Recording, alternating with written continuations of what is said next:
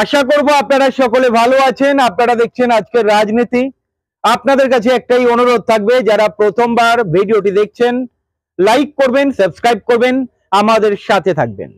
আমাদের একটাই অনুরোধ থাকবে, আজকে যে ভিডিওটি বানাচ্ছি আপনারা ভিডিওটা পুরোটা দেখবেন।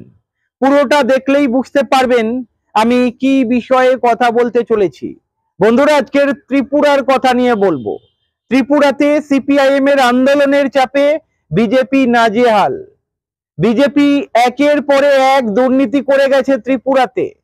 বিজেপি যখন ক্ষমতায় আসেনি, বিজেপি তখন প্রতিশ্রুতি দিয়েছিল বিজেপি ক্ষমতায় এলে প্রায় 5,000 কোটি টাকা খরচা করা হবে বিদ্যুৎ প্রকল্পের জন্য।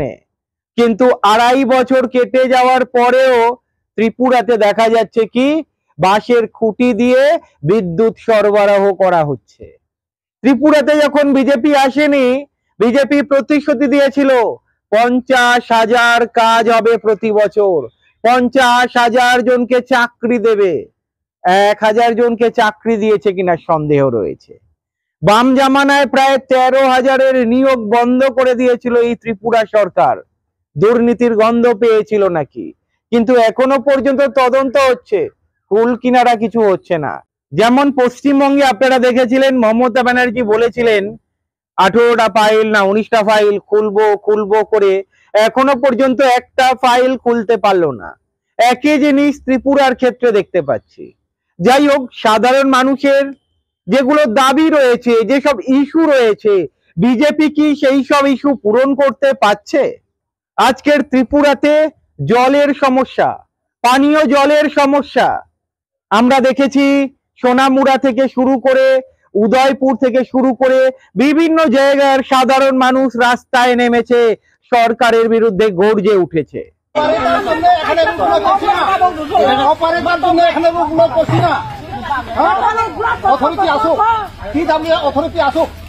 কেনই বা গর্জে উঠবে না? ত্রিপুরা জুড়ে আমরা দেখেছি অন্যের দোকান অন্য কেউ লুট করে নিচ্ছে, অন্য কেউ ফ্ল্যাট কিনেছে, সেই ফ্ল্যাটে এসে অন্য কেউ বসবাস করছে। ত্রিপুরাতে অরাজকতা চলছে এক প্রকারের। যে রাজ্যের মাননীয় মুখ্যমন্ত্রী উনি বিষয়টাকে উনি দেখবেন, এটা ভালোভাবে দেখবেন কেন এসব হচ্ছে। এই যারা বানাচ্ছেন বাড়িঘর তারা যাতে ঠিকঠাকভাবে বাড়িতে ঢুকতে পারে। সবার তো একটা স্বপ্ন থাকে আমরা বাড়িতে ঢুকার লাগিয়া, যে আমার কাগজপত্র ভ্যালিড থাকার ফলেও কেন আমার বাড়িতে জোর করে একজন অবৈধভাবে সে আমার বাড়িতে ঢুকলো। আজকে আমি শুনেছি এখানে পুজোও দিয়ে গেছে নাকি। হ্যাঁ, এটা কি বৈধতা কে দিছে এটা তো আমার জানা নেই। আমি আটবরতলির দোকান কিনা আমি মানে আইনি ভাবে দোকান কিনা আমি আমার দোকানে আইতে পারতাছি না। এখানেই শেষ নয়, মহিলাদের কিভাবে সম্মান দিতে হয় এই বিজেপি নেতা বিজেপি কর্মীরা ত্রিপুরাতে বোধহয় শেখেনি। আমি জানি না, ত্রিপুরা পশ্চিমবঙ্গ সবই হয়তো এক হয়ে গিয়েছে।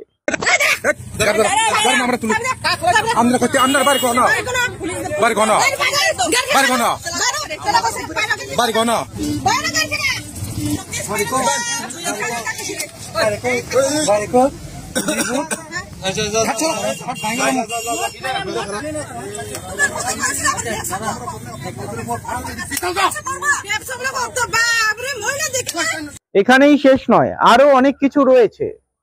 এই ত্রিপুরাতে বিজেপি সরকার আসার আগে বলেছিল নেশামুক্ত রাজ্য হিসাবে গড়ে তুলবে।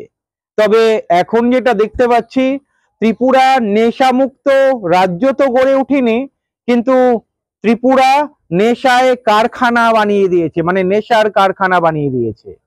বিজেপির নেতা কর্মীরা পর্যন্ত গাঁজার চাষ করছে, বিজেপির মন্ডল সভাপতি পর্যন্ত গাঁজার চাষ করছে।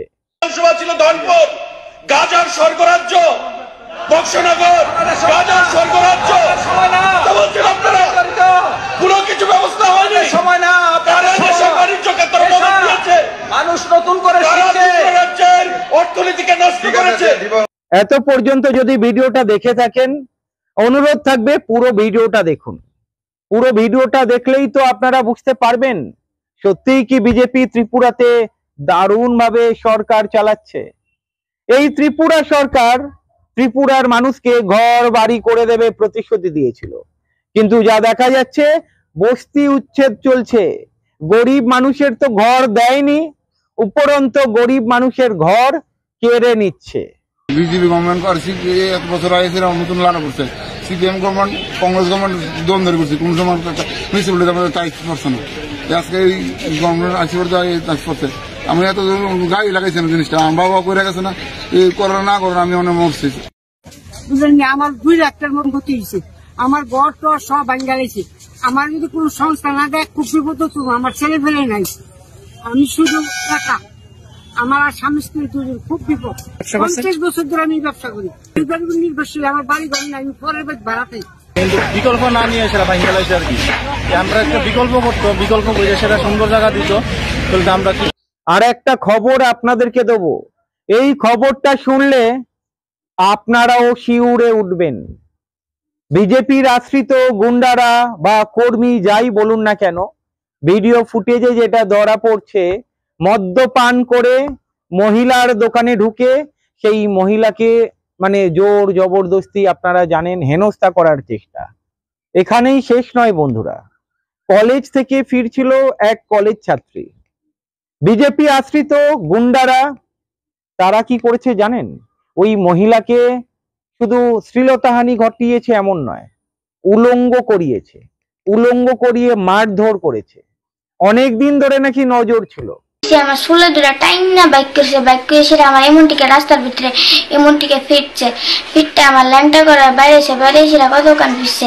এবার তো অবস্থা কইরা প্যান্ট খুললা এ মায়া দ্বারা মারছে, এবার তো অবস্থা কইরা প্যান্ট খুললা এ মায়া দ্বারা মারছে। এই যে ত্রিপুরাতে চারিদিকে জলের সমস্যা, বিভিন্ন ইস্যু, অত্যাচার, মহিলাদের উপরেও নির্যাতন, বিজেপি কর্মী দুটো গোষ্ঠীর মধ্যে গোষ্ঠীদ্বন্দ্ব, বিজেপি কর্মীরাই বিজেপির পার্টি অফিস ভাঙছে, এক প্রকার ত্রিপুরাতে অরাজকতার সৃষ্টি হয়েছে। বন্ধুরা, এমন খবর আমাদের কাছে ঝুড়ি ঝুড়ি রয়েছে। এই খবর যদি আপনাদের দেখাতেই থাকি, এক একটা ভিডিও 1 ঘন্টাতেও শেষ হবে না। ত্রিপুরাতে নাকি স্বাস্থ্য ব্যবস্থা খুব ভালো, কিন্তু আমরা কি দেখতে পাচ্ছি? ত্রিপুরার মানুষের অভিযোগগুলো শুনুন। এখানে পেশেন্ট গেলেই ডাক্তার নাই, সব ঘুরিয়ে পড়তেছে, জিবিবিএম যাইতে লাগতেছে। সবার কাছে তো জিবিবিএম যাওয়া সম্ভব না। আমরা ওমপিসিএইচিতে এখন অব্দি কোনো ডাক্তার নাই, একজন ডাক্তার আছে, তাই নাকি এখানে পেশেন্ট দেবো না একটা মিটিং এ যাবো না একটা ইয়েতে দেবো, যাওয়ার পরে এখানে পেশেন্ট গেলেই ডাক্তার নাই, সব ঘুরিয়ে পড়তেছে, জিবিবিএম যাইতে লাগতেছে। বন্ধুরা, বিচার করবেন আপনারা। যারা ত্রিপুরা থেকে দেখছেন কমেন্ট করে জানাবেন ভিডিওটা কেমন লাগলো।